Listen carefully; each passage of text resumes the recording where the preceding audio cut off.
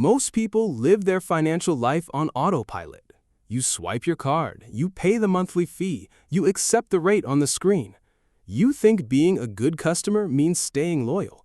But in the banking world, loyalty is just a fancy word for having no better options.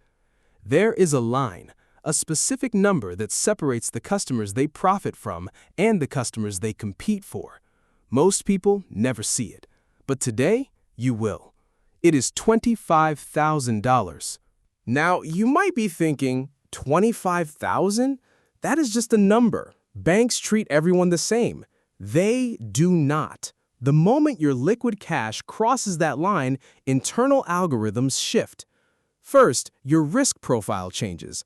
Banks do not just look at your credit score, they look at your cash cushion.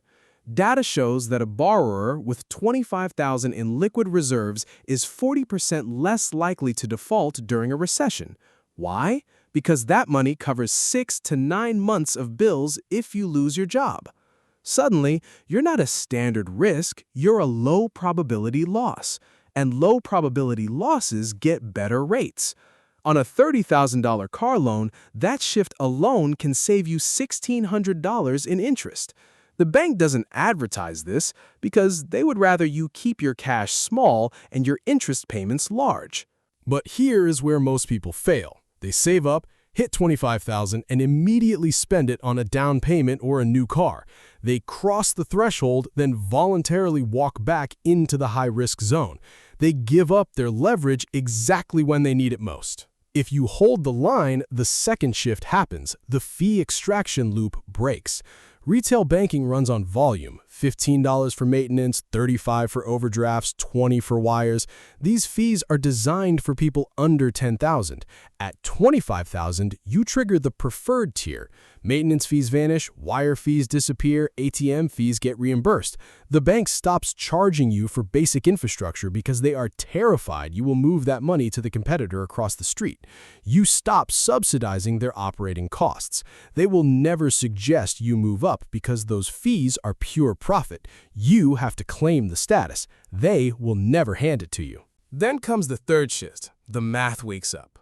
With $2,000, a 0.05% interest rate feels fine. It is $1 a year, not worth the effort to move. The bank relies on your inertia. But at $25,000, that same rate is $12. Move it to a 5% yield, and it is $1,250. That is a mortgage payment. That is a vacation. That is real money. $25,000 is the psychological breaking point where financial inertia dies and yield sensitivity begins. Once you see you are losing $100 a month to laziness, you move your money. Banks know this. That is why the moment you hit that number, you start getting offers for special CDs and bonuses. They are trying to catch you before you realize you no longer need them. And in 2023, we saw the power of this liquidity. When regional banks wobbled, it was not the people with $500 who caused the run. It was the people with $25,000 and above. They had the literacy to see the risk and the cash to move instantly. Now, banks have added security pauses and verification steps to slow down large transfers. They want you to feel like family so you do not act like a capital allocator. Which brings us to the fourth and most important shift, the identity change. At $10,000, you feel safe. At $20,000, you feel disciplined. But at $25,000, you start to feel like an owner. You realize you are not just a consumer. You are the supplier. Without your deposits, the bank has nothing to lend.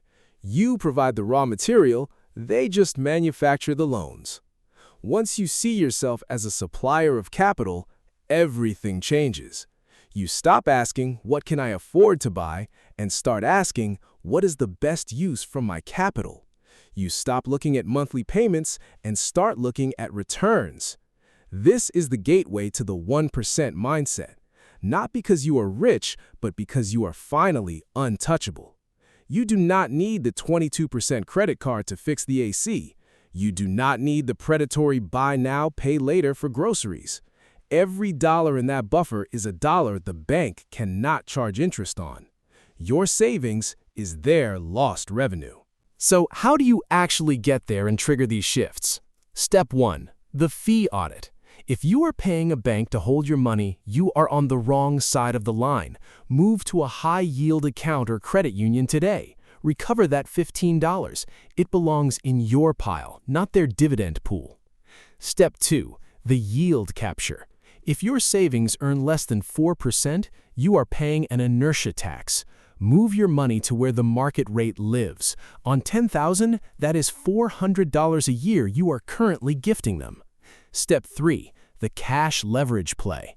Next time you apply for a loan, do not just show your credit score. Ask the officer, I have $25,000 in liquid reserves. How does that affect my pricing? Force them to acknowledge your leverage. If they say it does not matter, walk to a lender with a modern algorithm. Step 4. The threshold hold. When you hit $25,000, do not celebrate by spending it. The value is not what it buys, it is the status it gives you. Hold it. Let the algorithms reclassify you. Use the leverage to lower your insurance, your interest, your fees. $25,000 is not a destination. It is a tool, a shield, a master key to a version of the financial system they would rather you did not know existed. The bank is not your friend.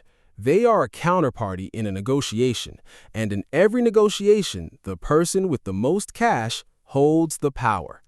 Subscribe. Finance without the fluff. That is just so.